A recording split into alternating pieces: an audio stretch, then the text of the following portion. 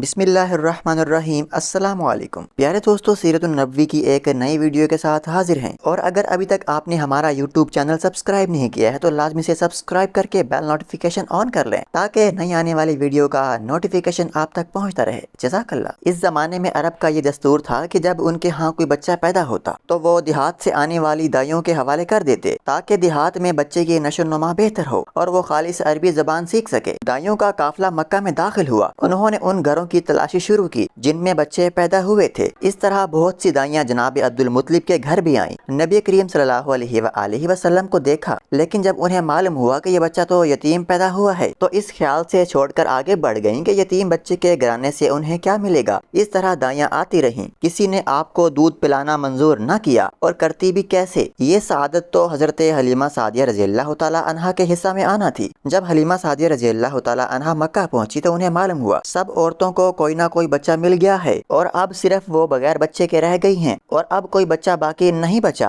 ہاں، ایک یتیم بچہ ضرور باقی ہے جسے دوسری عورتیں چھوڑ گئی ہیں۔ حلیمہ سعدیہ رضی اللہ تعالیٰ عنہا نے اپنے شوہر عبداللہ بن حارث سے کہا، خدا کی قسم مجھے یہ بات بہت ناگوار گزر رہی ہے کہ میں بچے کے بغیر جاؤں، دوسری سب عورتیں بچے لے کر جائیں، یہ مجھے تانے دیں گی، اسی لیے کیوں نہ ہم اسی یتیم بچے کو لے لیں۔ عبداللہ بن حارث بولے، کوئی حرج نہیں، ہو سکتا ہے اللہ اسی بچے کے ذریعے ہمیں خیر و برکت عطا فرما دیں۔ چنانچہ حضرت حلیمہ سعدیہ رضی اللہ تعالیٰ عنہا عبد المطلب کے گھر گئیں۔ عبد المطلب اور حضرت آمنہ رضی اللہ تعالیٰ عنہا نے انہیں خوش آمدید کہا، پھر آمنہ انہیں بچے کے پاس لے آئیں۔ آپ اس وقت ایک اونی چادر میں لپٹے ہوئے تھے، وہ چادر سفید رنگ کی تھی، آپ کے نیچے ایک سبز رنگ کا ریشمی کپڑا تھا، آپ سیدھے لیٹے ہوئے تھے، آپ کے سانس کی آواز کے ساتھ ایک مہکتی ہوئی خوشبو نکل کر پھیل رہی تھی۔ حلیمہ سعدیہ رضی اللہ تعالیٰ عنہا آپ کے حسن و جمال کو دیکھ کر حیرت زدہ ہو گئیں۔ آپ اس وقت سوئے ہوئے تھے، انہوں نے جگانا مناسب نہ سمجھا، جو ہی انہوں نے پیار سے اپنا ہاتھ آپ کے سینے پر رکھا تو آپ مسکرا دیے اور آنکھ کھول کر ان کی طرف دیکھنے لگے۔ حضرت حلیمہ سعدیہ رضی اللہ تعالیٰ عنہا فرماتی ہیں، میں نے دیکھا آپ کی آنکھوں سے ایک نور نکل کر آسمان تک پہنچ گیا، میں نے آپ کو گود میں اٹھا کر آپ کی دونوں آنکھوں کے درمیانی جگہ پر پیار کیا، پھر میں نے آپ کی والدہ اور حضرت عبد المطلب سے اجازت چاہی، پھر بچے کو لے کر قافلے میں آئی، پھر قافلہ روانہ ہوا۔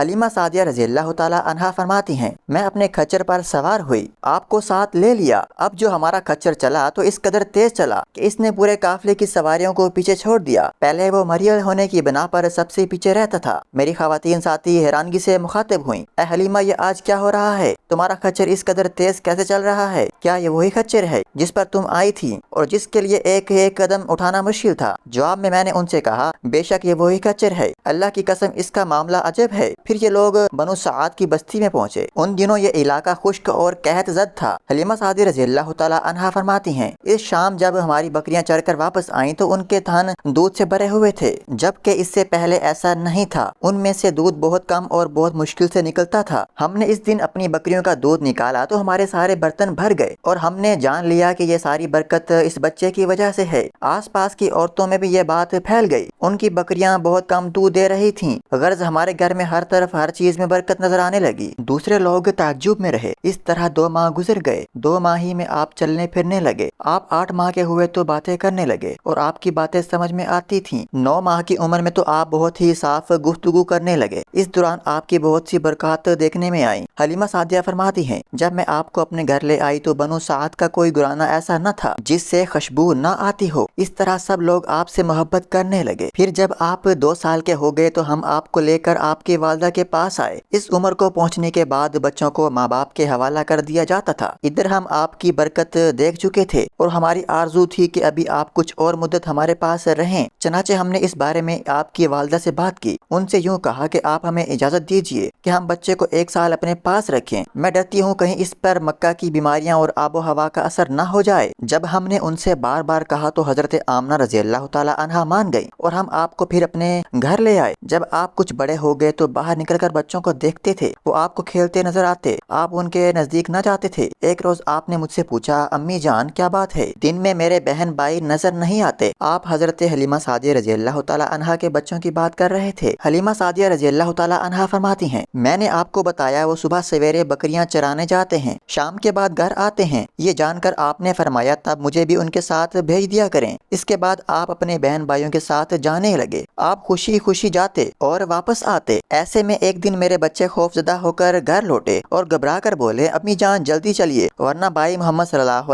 अलैहि वसल्लम खत्म हो जाएंगे। ये सुनकर हमारे तो होश उड़ गए। दौड़कर वहाँ पहुँचे। हमने आपको देखा, आप खड़े हुए थे, रंग उड़ा हुआ था, चेहरे पर जर्दी छाई हुई थी, और ये इसलिए नहीं था कि आपको सीना चाक किए जाने पर कोई तकलीफ हुई थी, बल्कि उन फरिश्तों को देखकर ये आपकी ये हालत हुई थी। हलीमा सादिया रज़ियल्लाहु ताला अन्हा फरमाती हैं, हमने आपसे पूछा क्या हुआ था। आपने बताया मेरे पास 2 आदमी आए थे, वो सफेद कपड़े पहने हुए थे। वो दोनों हजरत जिब्राइल अलैहिस्सलाम और हजरत मीकाईल अलैहिस्सलाम थे। उन दोनों में से एक ने कहा, क्या ये वही हैं? दूसरे ने जवाब दिया, हाँ ये वही हैं। फिर वो दोनों मेरे करीब आए, मुझे पकड़ा और लटा दिया, और इसके बाद उन्होंने मेरा पेट चाक किया और इसमें कोई चीज तलाश करने लगे। आखिर उन्हें वो चीज मिल गई और उन्होंने उसे बाहर निकाल कर फेंक दिया। मैं नहीं जानता वो क्या चीज थी। इस चीज के बारे में दूसरी रवायात में ये वजाहत मिलती है कि वो स्याह रंग का एक दाना सा था। ये इंसान के जिस्म में शैतान का घर होता है और शैतान इंसान के बदन में यहीं से असरात डालता है। हलीमा सादिया रज़ियल्लाहु ताला अन्हा फरमाती हैं, फिर हम आपको घर ले आए। इस वक्त मेरे शोहर अब्दुल्ला बिन हारिस ने मुझसे कहा, हलीमा मुझे डर है कहीं इस बच्चे को कोई नुकसान न पहुंच जाए, इसलिए इसे इसके घर वालों के पास पहुंचा दो। मैंने कहा ठीक है। फिर हम आपको लेकर मक्का की तरफ रवाना हुए। जब मैं मक्का के बलाई इलाके में पहुंची तो आप अचानक गायब हो गए। मैं बहुत परेशान हुई।